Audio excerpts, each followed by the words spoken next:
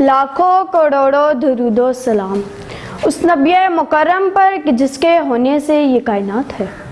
صدر علی وقار نبی مکرم کی آفرینش اس دنیا آب و گل کا ایک عظیم ترین واقعہ ہے، ایسا واقعہ جو گنجینہ معنی، فکر رسا کا اوج کمال اور آفتاب نور، ایک ایسا نور کہ جس کی تجلیات سے سارا جہاں روشن ہوا۔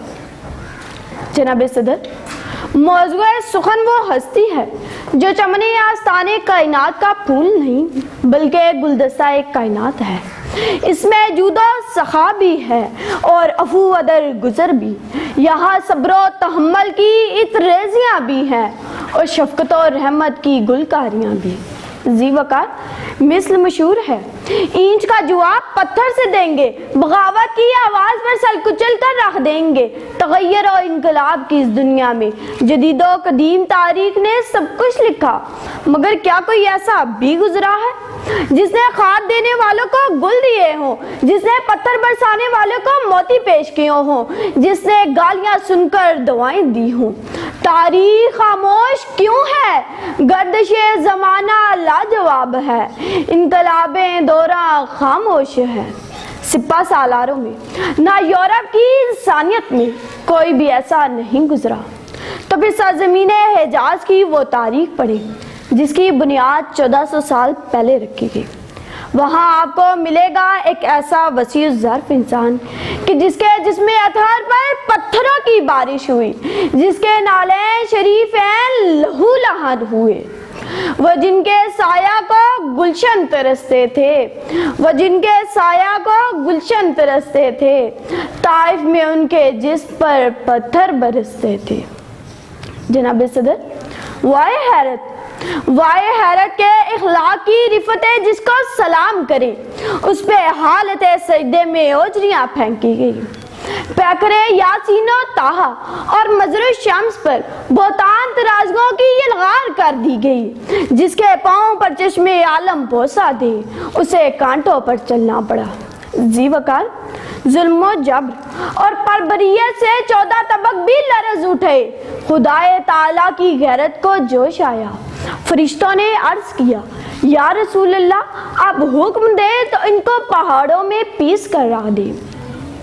اے تاریخ سن، اے انقلاب زمانہ کان لگا، انتقام قوت کے باوجود بھی اینٹ کا جواب پتھر سے نہیں دیا، بلکہ جناب محمد عربی نے صلی اللہ علیہ وآلہ وسلم نے فرشتوں سے فرمایا کہ میں اس دہر میں قہر و غضب بن کر نہیں آیا، بلکہ میں رحمت للعالمین بن کر آیا ہوں۔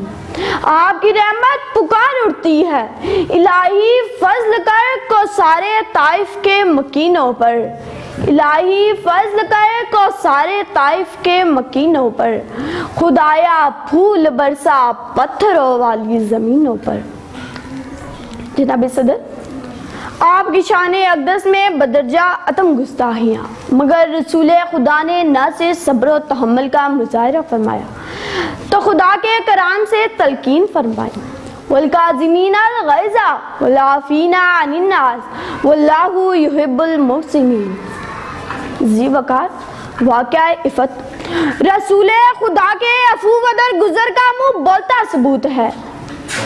اس سے بڑھ کر المناک واقعہ اور کیا ہو سکتا ہے کہ جس میں نعوذ باللہ حضرت اماں عائشہ صدیقہ پر تہمت لگائی گئی، ایک ایسا کرب جس سے سارا مدینہ گونج اٹھا، دشمنوں کی سماعت، ناموس کی بدنامی اور محبوب کی تفسیر ہوئی، مگر ذی وقار میرے محمد عربی نے عفو و درگزر کی وہ انتہا کی کہ جس سے آنکھیں اشکبار ہو جاتی ہیں۔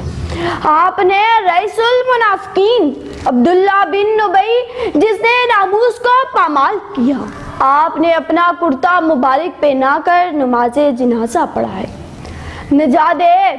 نجات اخروی و سوز دنیاوی کے لیے وہ ایک نور کا جادہ ہے ہر کسی کے لیے۔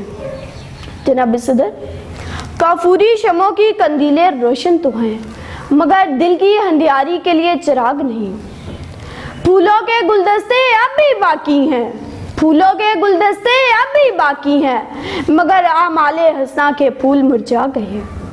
ذی وقار مدہوش کرنا کمال نہیں، مدہوش کرنا کمال نہیں، مدہوش کو ہوش میں لانا کمال ہے، کیونکہ نشہ پلانا تو سب کو آتا ہے، نشہ پلا کر گرانا تو سب کو آتا ہے، مزہ تو تب ہے کہ گرتوں کو تھام لے ساکی، مزہ تو تب ہے کہ گرتوں کو تھام لے ساکی، وَمَا عَلَيْنَا إِلَّا الْبَلَاغُ الْمُبِينُ۔ شکریہ۔